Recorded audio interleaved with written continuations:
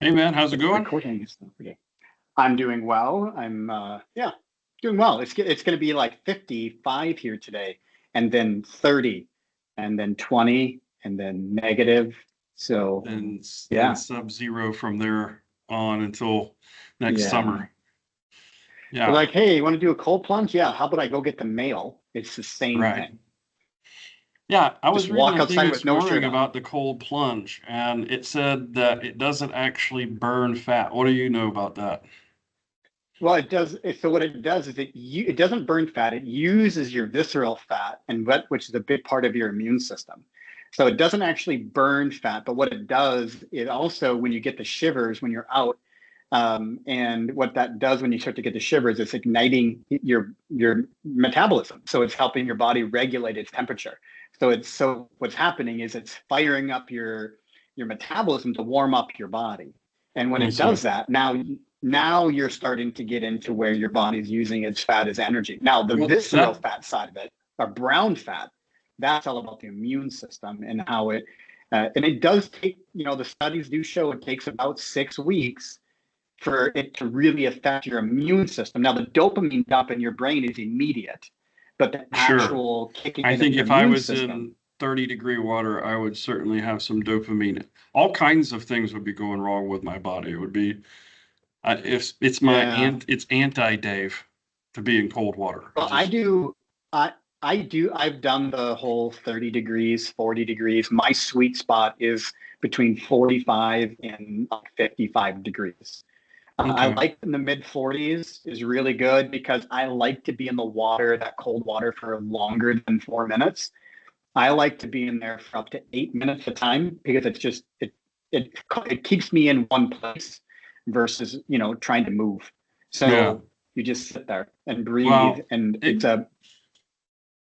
yeah, what you were saying about that burning of calories, that reminds me of an article I read about Phelps whenever he was, remember when they were all talking about how he eats like 12,000 calories a day and he just can't do, keep weight on because he swims so much. And the dude was a machine. Like he's like a 6'5" machine and he, built like a dolphin.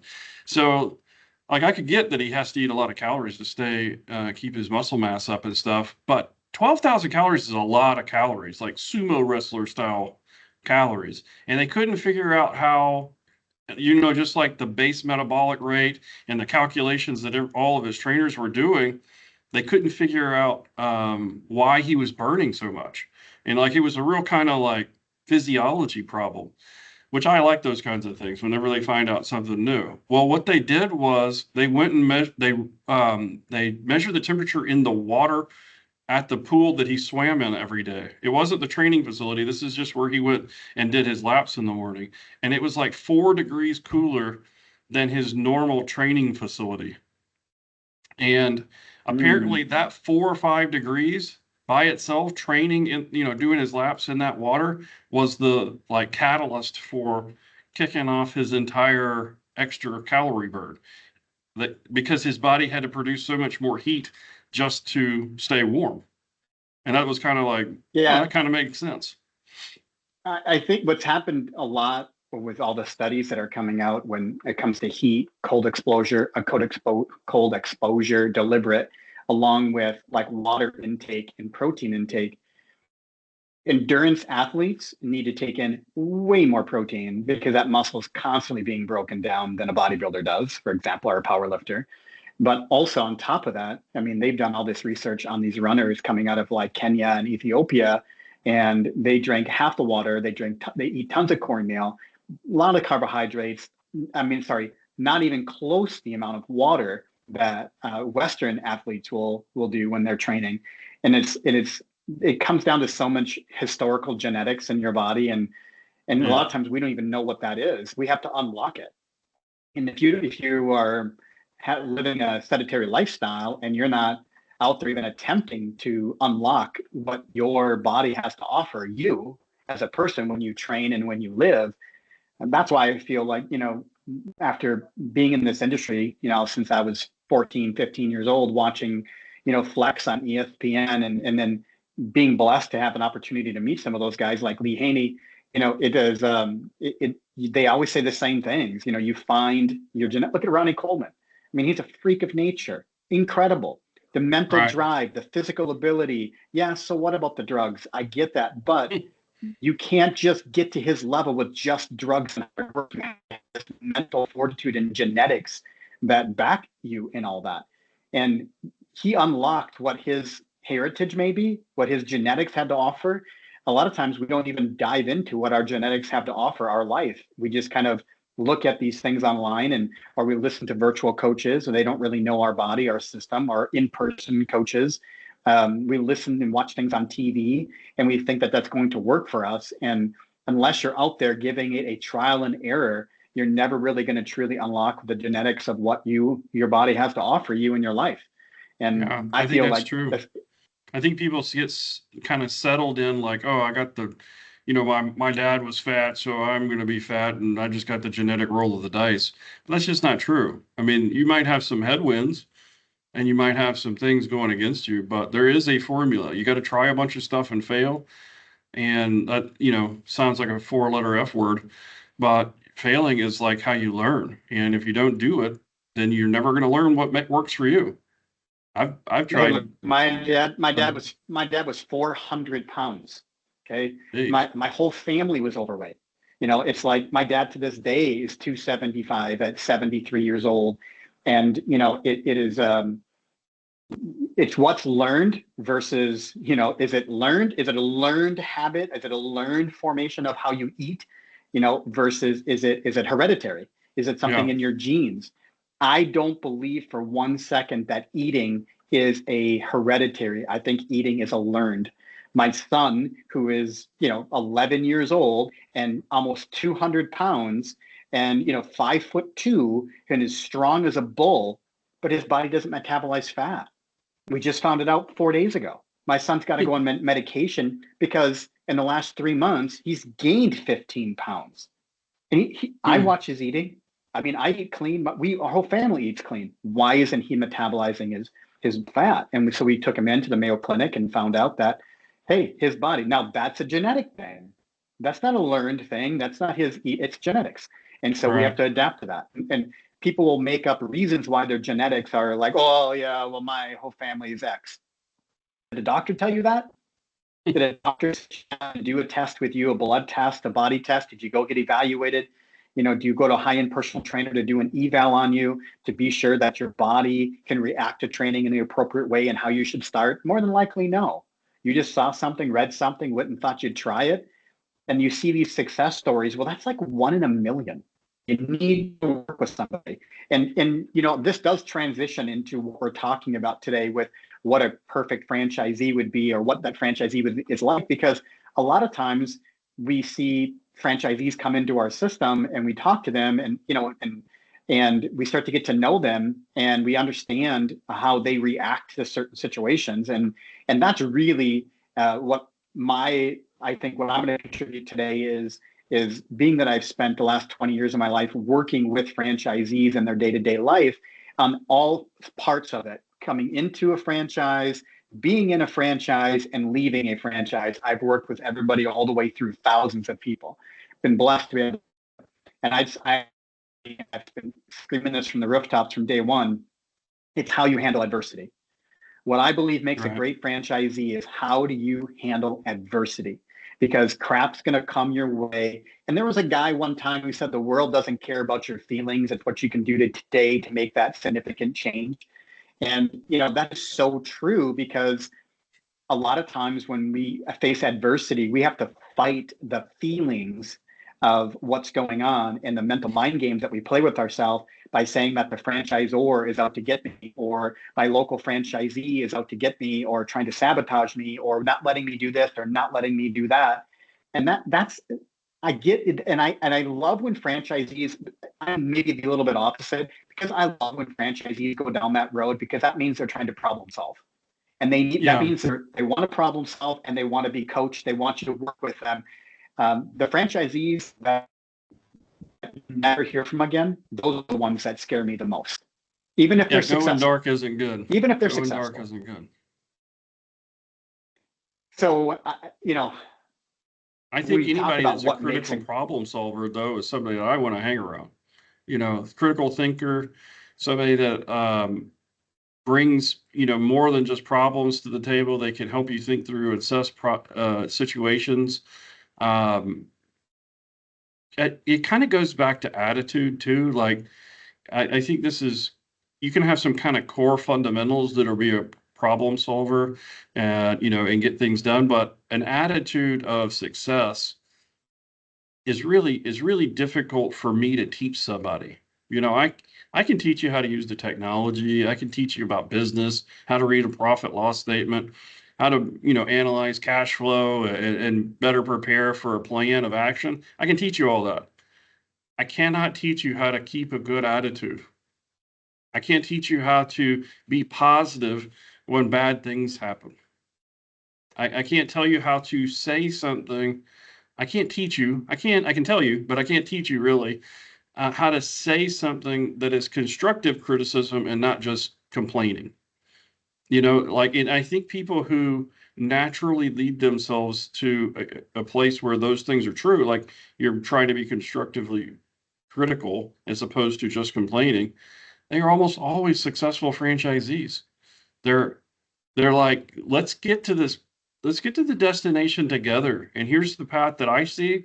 What's the path that you see? And do these things go in the same direction? And I think that's a huge part of it. and I think adding to that is it's okay to say things that sting. As a franchise, Sure. when you're problem solving, you're going to say things that sting to the franchisor, right? And how we respond to that. Obviously, will speak volumes about who we are. One thing that I believe that we are not just saying, but living out and have lived out in every franchise brand that you and I have been a part of. And it comes back to, I think it comes back to you in terms, I'm not trying to uh, you know, toot your horn here, but what I'm trying to say is Well, that I'm pretty when you amazing, were a so go franchise, ahead. yeah,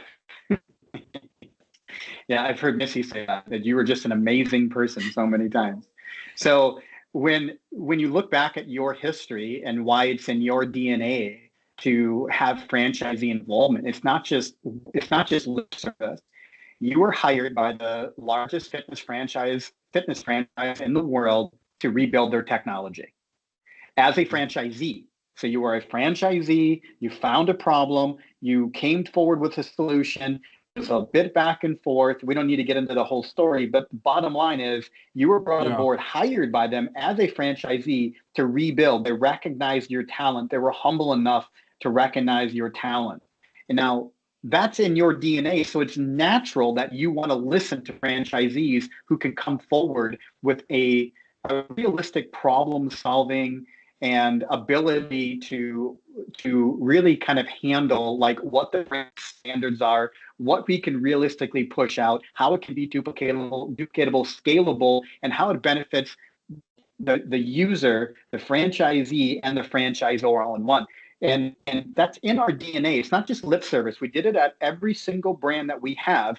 You can look at our history. History tells a lot.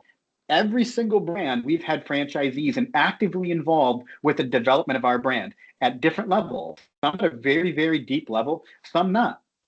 And and Yeah, I had a good that is example of that this week, actually. We're rebuilding the app for Iron 24, and I'm trying to do it in such a way that we can use it across all of our brands and stuff. So, because that's just common sense, you want to be able to reuse technology where you can. And there were some things in there that the specific example that a franchisee brought up was I go for the simplest route possible. Like, what's the simplest thing? The simplest, when you're signing up for a gym membership, the simplest thing is, we'll pick the closest gym to me. And then that just becomes my home gym. And I don't have to even select anything because that's my home gym and it's the closest one to me. Well, his point was, well, I got a lot of people that live on a military base close to me, and I think they're going to be signing up when they're on the base still, and that's not necessarily going to be the closest Iron 24 to them. And Mm, especially after we open more in these markets. And I said, okay, I disagree with you. I said, I've looked at the data. I know exactly where people sign up. I know where they are when they sign up. I know where they, their home gym that they select is going to be. And I can tell you definitively, after looking at thousands of signups now, that your edge case here is 0.5%. And, mm, and I said, so I disagree. Um, I try to be nice about it. I've tried to be diplomatic about it. Sometimes I'm a little more terse in text. It sounds like I'm being a keyboard warrior or something, and I'm not.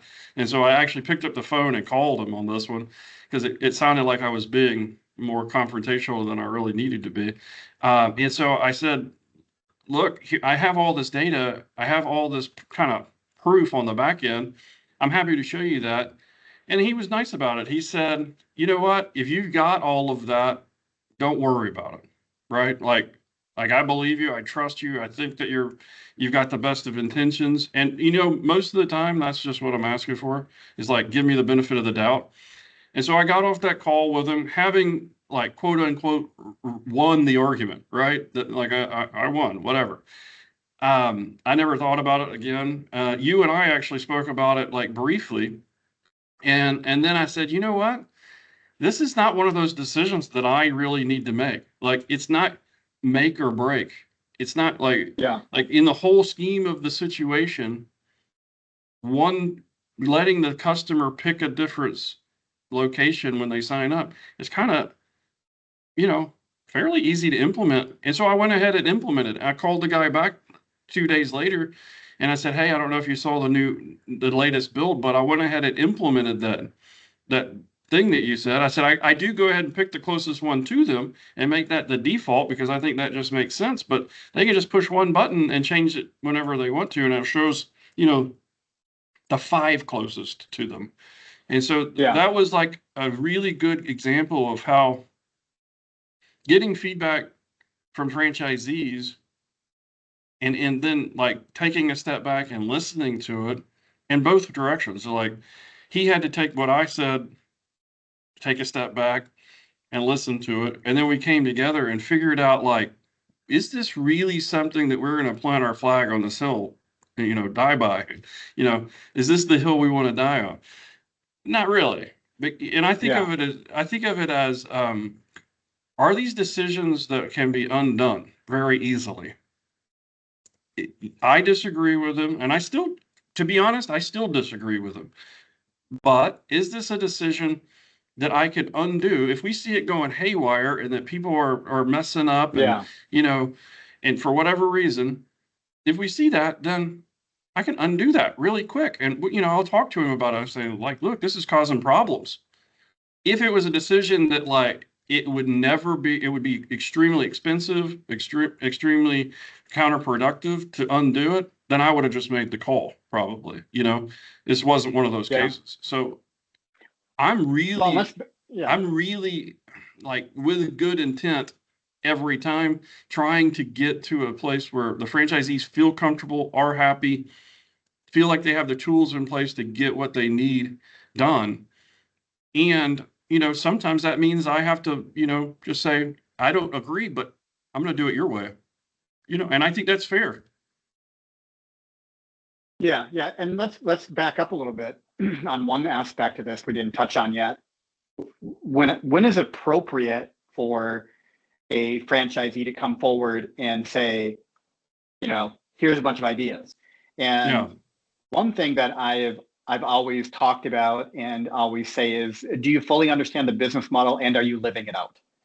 If you're that living out is the true. business model right now and your fundamentals are all in place, so you understand the business model, you're living it out every day, and you're coming across these bumps in the road, then let's talk about it. Then there is the franchisee who goes from candidate, becomes a franchisee, has not opened yet. Maybe they have a space, maybe they don't have a space yet, even. They're not even really on the pathway to opening yet. And then what my opinion Yeah, is, and I'm going to say this as a majority, I believe a little bit of fear kicks in. And when Yeah. fear kicks in and starts to take over the mindset before they're living up the business model, before they have a signed lease, but they're a franchisee, you can call it buyer's remorse. I don't believe that's what it is. I believe it's fear because they're on the pathway to being open.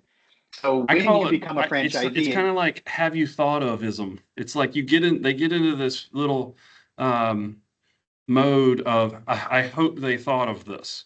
And if they didn't think of it and I didn't say something, then the fear almost becomes cyclical. It's like the snake eating its tail. Like if I don't say something, yeah, then I'm going to feel bad because I think that they should have known that. If they didn't think of this, then and it just keeps going. And then they build more fear and they get more scared. And it is something that you have to like be conscious of. And I agree 100%. and I Like think everybody does it. you got to be I in it and think everybody operating does it to it. see if it works or not, and then come to me.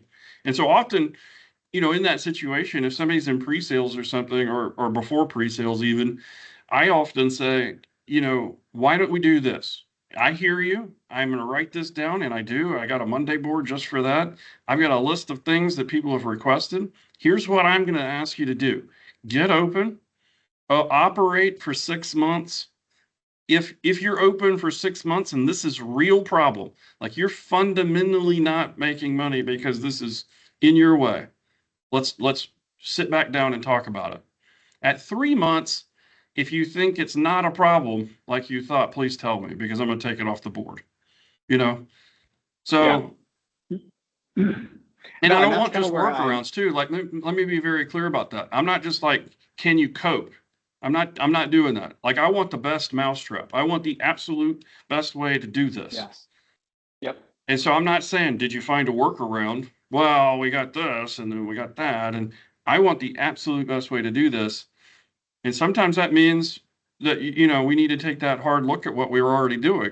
And sometimes it means that they didn't have the context to make that kind of suggestion yet. I think is a fair way to say it. Yeah. And you can hear me okay, right? I can. Okay, good. I just make sure my internet's still good. Well, and I think that's where it comes down to too, is that understanding like the fundamentals of the business and then moving forward with problem solving. And it's not that we don't want feedback. Every franchisor wants feedback. Well, Of course. I don't want to speak for every franchisor, but when we start to see Every feedback and intelligent we start to make franchisor wants changes, feedback. and also when those look what we're doing, that you just gave one example, but there obviously are there's a couple more examples that we have too, where franchisees are very actively involved in some different developments that we're doing, and we that's just a part of our DNA. Now, when is it appropriate? um, I would say it's appropriate once you fully understand the business model and you're living it out. Right. And that's when I believe it's appropriate. When we talk about such a small percentage of bumps in the road that may happen, that 0.5% or less, it's not that we don't want to fix those, but you don't want to spending a lot of energy on a very small percentage of something that's not going to be the success or failure of your business. It is a small bump in the road. Do we want to handle it? Of course we do. Do we want to get to it? We will get to it. Yeah. And it's going to happen, but we have to focus on the things that are going to impact your business the most. What are those things? And not letting fear control what you think of, like, yeah, but Marty, all the little chops equal a big chop when the tree falls. These are not these. This is not that. We don't have 900 little chops going on, and that's we've. So when it comes to saying, what makes that perfect franchisee, I when we're in the discovery phase and I get asked that question of what makes a great franchisee, like what's that consistent thread that runs through, what comes to my mind immediately all the time is going back to that, how do you handle adversity? I've watched relationships crumble. I've watched franchisees fall apart and have to rebuild themselves. But guess what happens? When they rebuild themselves, they come back stronger. They come back stronger. They come back more focused. It's like a life cycle. There's like a cycle that happens with franchisees when they're peak For sure. excitement, and then it goes here, and then it comes back up again, and then they come back around, and Yeah, it's it's a well exciting. documented thing. It's called a franchisee life cycle. It was in, oh, I'm not going to remember that name of that book, but it's a really It's the good guy book, from and it talks Staples, I about, think. how Okay. Yeah. so basically when they start signing their franchise agreement is the happiest, most excited they're ever going to be, because they're at that high and they haven't spent any money yet. They haven't taken any real risk yet. Then they start paying franchise fee, they start opening, and then, so their high starts falling down a little bit. They start worrying, did they make the right decisions? And that's when they start getting into that real trough of fear, right? And that means, like, they're about to open, but they're just not quite there yet. And so as soon as they open, they start making a little bit of money, they start coming back up, it comes back out. And then they start thinking, almost everybody, and I used to talk about this at Discovery Day, if you remember, and I can tell, I would always say, I can tell you what's going to happen and you're still going to do it, because it's human nature. It's not a flaw in you, it's just the way we're made. As they start making more money, they start saying, it's called the me phase. They start thinking, oh, I could have done this without them. I could have done this Mm-hmm. without the franchise. See how good I did, Mm-hmm. And then eventually some hurdles are going to happen in the operations that they just absolutely could not have overcome. And that usually, just coincidentally, starts happening when they're about to be profitable. And so when they hit profitability, we've helped them hand in hand kind of overcome a few challenges in their operations. Then they come back to the we phase. We did this better together. It was through training, through technology, through partnership with our franchisor that we really were able to get to this steady state. Then after that we phase starts, you go into a steady state of everybody's kind of simpatico and happy together. So, like, Well, and we've you watched it can hear happen, it. Like but that's the thing too. Yeah. I heard that before I was a franchisee too, and it still happened. Like it's impossible to get out of it, because it's just human nature. It's and it comes. We've watched it happen. We've been a part of it. Sure. It's not something that's speculation. But what I always like to encourage candidates moving in, or if you're currently a franchisee, let's focus on currently a franchisee. There are going to be a few different types of franchisees, and right now we're focusing on the individual or a couple of partners coming in. We're not talking about venture capitalists. We're not talking about private equity. We're not talking about the guy who's got $10 million and is doing this for his kid. We're Right. focusing on the franchisee who just took out a loan, who pulled out his 401k, who's using his personal finances, whatever the situation is. We're focusing on that one. We're focusing on that guy or gal that says, hey, I've always wanted to open up my own gym. There's a lot of things with why we say we're the most flexible fitness franchise on the market. It's not just the way our gyms look. It's not just where our gyms go. It's not just that. It also is how involved you are with the franchisor. The reason we are a flexible franchise and we live by that, it's part of our DNA, because it's not just about your location. It's also about your interaction with us. We are the ones building the tech. We are the ones maintaining the tech. We are the ones, we're not sending this off. We are hands-on with our tech. If we do nearshore stuff, it's very, very selective. We have a very, very strong tech team that builds everything. Now, that is huge because that allows us to be more flexible. It allows us to pivot a lot faster. It allows us to control our tech and not have to wait in a line or a queue of 900 people to get to a small, tiny little change that's needed. And So the when you changes talk we about being recently made, flexible, just on that topic real quick, the changes we recently made make it even faster, because we adopted new technology, and we rebuilt the app from the ground up, like 100% of it, so that we could be hyper adaptive. So if something comes to the marketplace that we need to integrate with, something comes in that we need to bring to the table super quickly, we can do that. And so that's pretty exciting too. and and and so let's not get this twisted either by thinking, oh, Marty, I wanted a 17 3/4 month paid in full. No, we do have We do get boundaries. some kind of So strange requests there for that kind of. we have to have boundaries, and what causes when a franchise, when we talk about also insights of a great franchisee, is understanding the knowledge gap. Yeah. There's going to be a knowledge gap of what you understand is happening and going on to what we actually can do. or what should happen or what the brand standards are. There's a knowledge gap. And as you become a candidate to a franchisee and you are a franchisee and you're operating, the more education you get and understanding, that gap shrinks really fast. You go from this knowledge gap that feels like it's a huge, vast, wide, there's no bridge on the other side. You can't get there. And all of a sudden it goes like this really quick. And then you start to get insight and understanding. And your negativity towards the franchise is never listening to me. You start to become more educated and you start to see it. And you're like, oh, now I get it. And that usually happens by talking to your fellow franchisees in a positive way, not diving into the hyperbole of saying, oh, well, I had a member that couldn't get in. The app didn't work, so now it sucks. It's like, whoa, back up a second.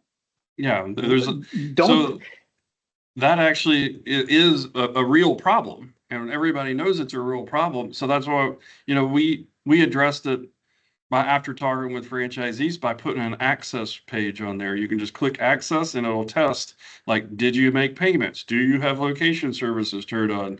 Do you have a membership that actually lets you in the door you're trying to use? Like every single step you go down it, and then it'll tell you, no, your payment, you have a payment problem. That's why you can't get in the front door.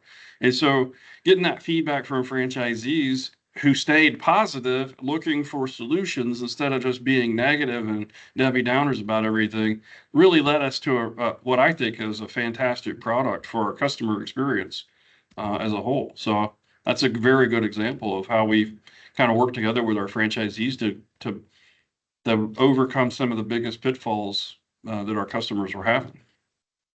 There is a lesson that I learned early on in the franchise business, and it was from Jeff Klinger. Jeff Klinger is the original founder of Anytime Fitness. He's the original guy. And he's the one who originally started the whole works. And then obviously Chuck and Dave, who are currently the owners, kind of came in. But I remember it was my first year. So we're talking 2005.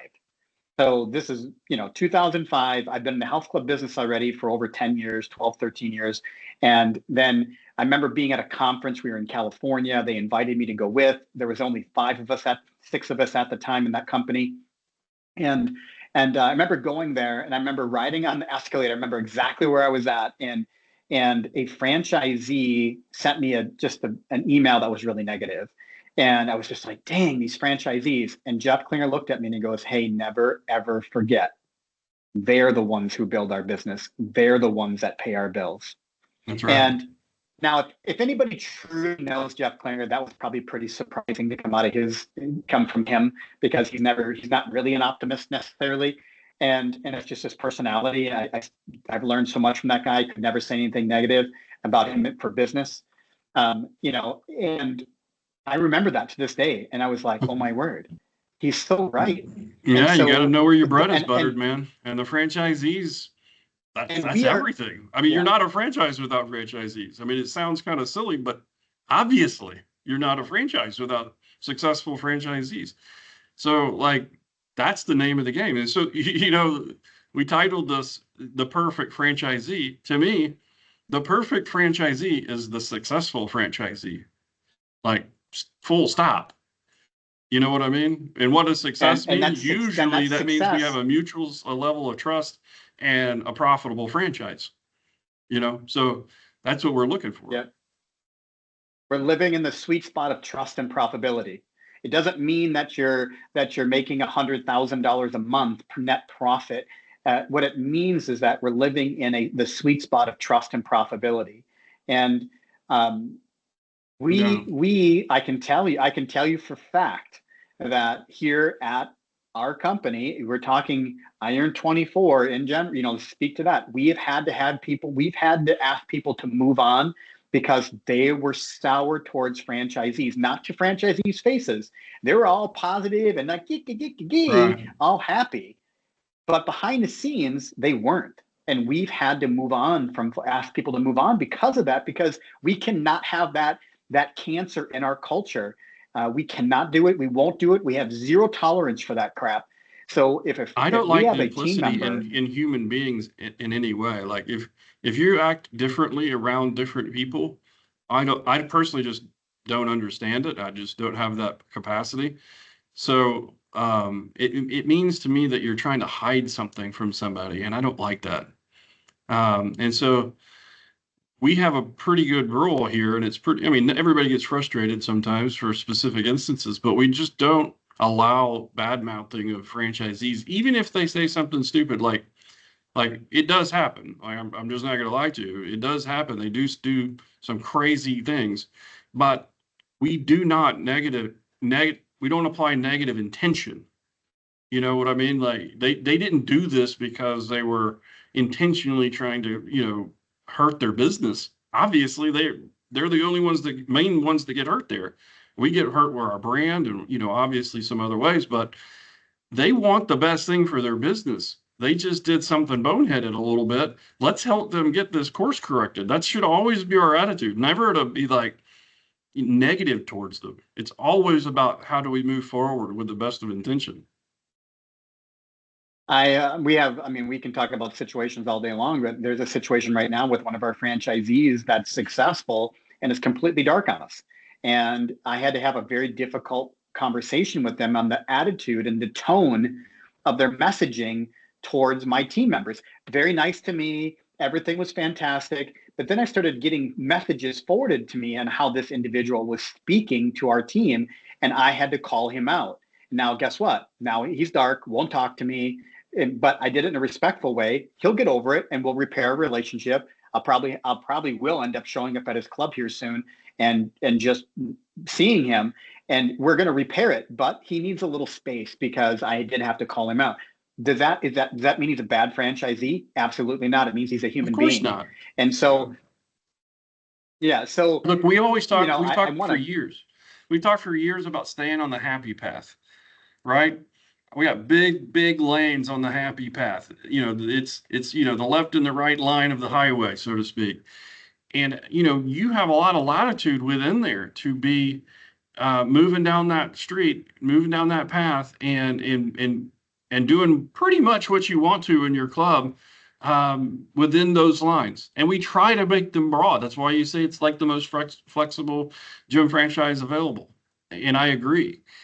But sometimes if you're going off outside of those lines, if you start trying to go, on the median, so to speak, to kill this analogy, we got to get you back in the lane, right? We've got to do what we've got to do to pull you back into the lane. I mean, 99, I mean, you do this the best than anybody I've ever met, probably, is talking to franchisees about how to get back into the happy path. You got to get, but there is a little bit of tough love. Sometimes you just got to say, look, man, you're doing great. You are a very successful franchisee, and we want you to be happy and successful. Some of this negativity is hurting the system, though, and you need to get, that corrected, get it in check. I think that's a fair thing to do. I've been blessed with the opportunity to spend 12 years of my life, a week out of every single month. And I'm not kidding. I maybe missed 1 or 2 months in that 12 years where I went out on the road and taught how to sell and be and operate inside of a health club. And before that, I spent 13 years practicing that. And so there's a certain a level of confidence that I say this in when it comes to understanding what that happy path is and where you're at, is I've lived it, I've done it, I've walked through it. And David, I talked about you this morning with a candidate who was looking at a space, and I'm like, hey, David Graham had 2,800 square feet with almost 1,000 members. That is nuts to think about. Crazy to think about, to having a location that does that. That's a lot of work. It's very difficult. And so when we talk about like that happy path and being there, good luck fighting with me in regards to what it's like to live in a health club every day. And right now, as we speak, I'm sitting in an office of a health club because I sit on a board of a nonprofit, and I'm in their fitness center in an office right now. I am actively living in health clubs to this day, not just working out.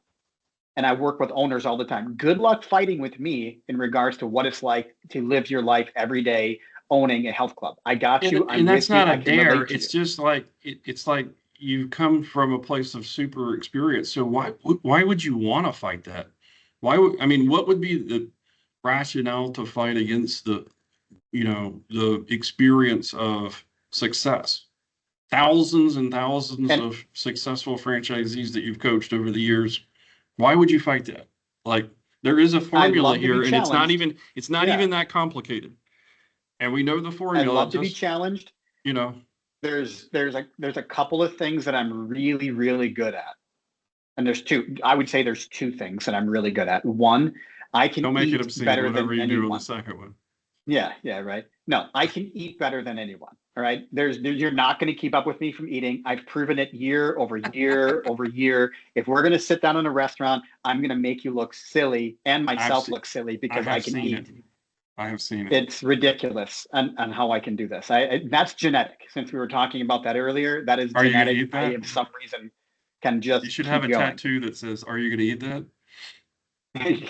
I do that at home, but we don't have to go there. But anyways, and then the second, I have a lot of confidence what it's like to live and breathe inside of a fitness center because I love it. I love to eat and I love being inside of health clubs. Love it.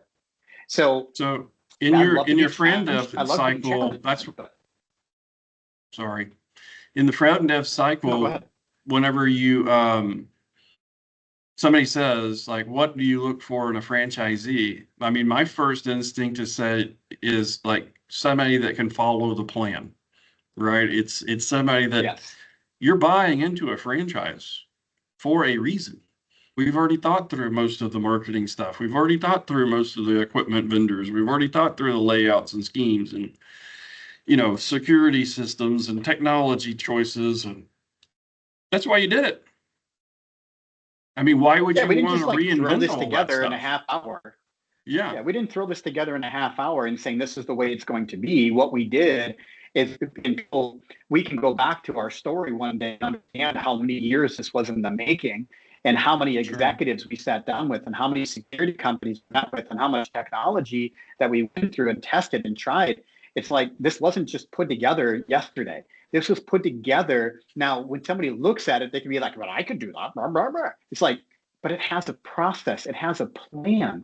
What we're doing, can anybody make an electric car? Sure. Do you think that is our goal, is to make just a great jam? No, no, no. It's just a step. Do you think Elon Musk just wanted to make an electric car? No, no, no. That's just a step in the Right. process. That's just a step into where we're going with our goal. So when you see what we have, we talk about technology, we talk about what it's like to be a great franchisee, is also understanding our pathway. This is a step.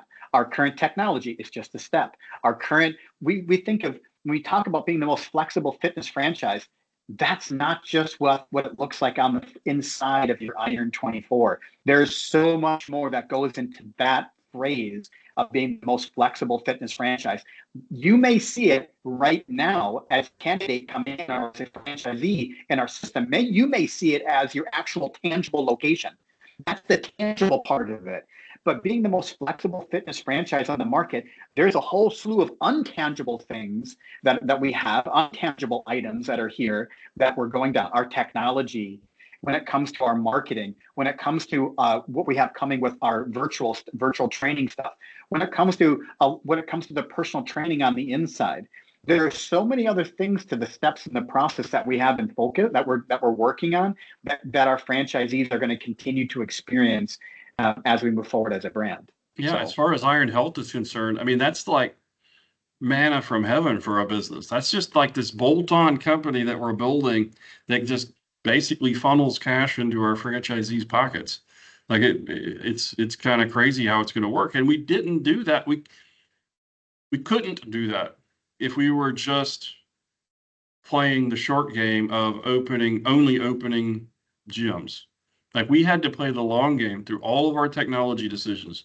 We had to play the long game through all of our vendor relationships, with the way we laid out the clubs, the way we, the yes, everything from the color schemes and everything that we picked out was always to be what's the next step look like? What's the next phase of this look like? And rolling out Iron Health is just the next phase, but it's not the last phase.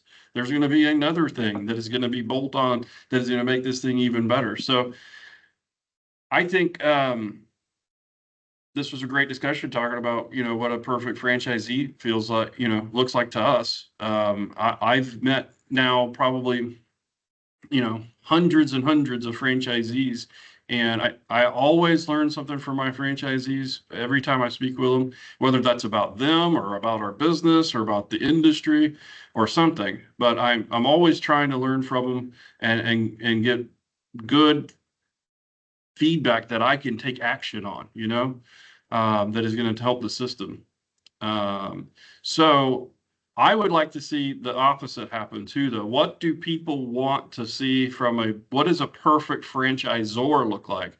And so in the comments or in the section below, if people want to just start talking about what a perfect franchisor looks like, I'd like to know that as well. I appreciate your time, Marty. I think we had some good points and insights here today on the Iron Awesome. Path. And Awesome. I appreciate it. I'm looking forward to, I had some other ideas on from actually our franchisees gave me some ideas that we can do some podcasts on, which will be really fun. We can do some I episodes want to on get some of them on here. some of our franchisees here, and I want to get, Yep. You're going to be in town in December. We're going to be doing a bunch of different podcasts and a bunch of different content pieces, which is exciting. We got the podcast studio set up here. I was going to do it from the podcast studio today, but I kind of want everybody to be in the room with the new studio at the same time. So going to wait a little bit there, but hey, good talking to you, man. Hustle hard and steal the times. Squats and stacks, we break the mold. Sweat and wealth, both worth their gold. Push the bench, hear the coins drop. Grinding, never gonna stop. Hearts up.